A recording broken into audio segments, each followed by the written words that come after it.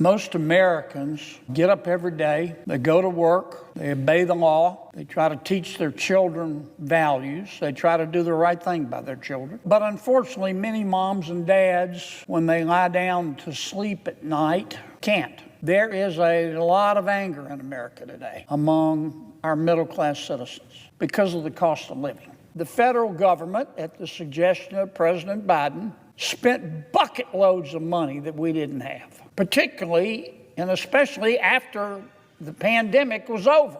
Senator John Kennedy is known for asking the kind of questions that cut straight through government bureaucracy. And during this Senate hearing, he set out to answer a question that frustrates many taxpayers every year. How does the federal government end up spending millions of dollars on projects that Congress never specifically approved? The exchange you just watched came after Kennedy raised concerns about reports of federal grants being used for studies and programs that many Americans would consider questionable uses of taxpayer money. As a member of the Senate Appropriations Committee, Kennedy pointed out that these projects often don't appear in the budgets lawmakers vote on.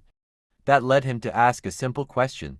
If Congress isn't directly approving these expenditures, where exactly is the money coming from? The witness explained that much of the spending occurs through the federal grant-making process, where agencies distribute funding after Congress approves broader spending levels. Federal agencies oversee billions of dollars in grants every year. While Congress authorizes the money, government departments often determine exactly where specific grants are directed.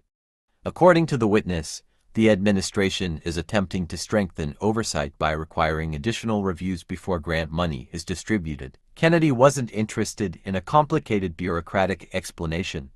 He wanted to know who ultimately decides where taxpayer money goes and whether anyone is held accountable when spending appears wasteful. As the discussion continued, the witness explained that new safeguards are intended to prevent federal funds from supporting controversial initiatives and to ensure greater accountability before grants are approved. But Kennedy's concern went beyond any single grant. He argued that Congress often learns about these expenditures only after the money has already been spent. In his view, that leaves taxpayers wondering why their money was directed toward projects they never would have supported in the first place. The exchange eventually built toward the hearing's most memorable moment, when Kennedy challenged the witness directly over what he described as wasteful government spending. It was a moment that quickly became the focal point of the hearing and highlighted a much larger debate over who should control federal spending decisions and how much oversight should exist before taxpayer dollars leave Washington. For Kennedy, the issue wasn't just about one controversial study or one questionable grant. The larger concern was accountability. Throughout the hearing, he repeatedly suggested that unelected bureaucrats inside federal agencies have too much influence over spending decisions while Congress and taxpayers are often left in the dark. His argument was simple. If a grant appears unreasonable, someone approved it. And if someone approved it, there should be accountability for that decision. The witness agreed that greater oversight is needed and stated that the administration wants political appointees to review grant decisions before funding is distributed.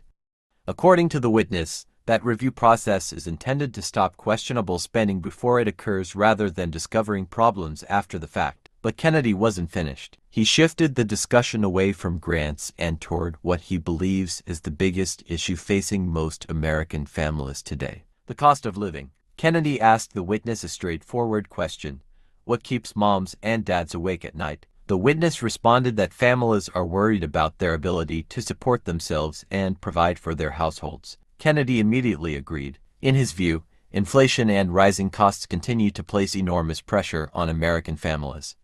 While politicians in Washington often focus on policy debates, many households are focused on something much more basic. Can they afford groceries? Can they pay their monthly bills? Can they keep up with rising housing costs? Can they provide a stable future for their children? Kennedy argued that these concerns should remain at the center of public policy discussions. He noted that inflation may have fallen from its peak levels, but many Americans are still dealing with prices that remain significantly higher than they were just a few years ago. The senator's broader message was clear. Government spending matters because every dollar ultimately comes from taxpayers.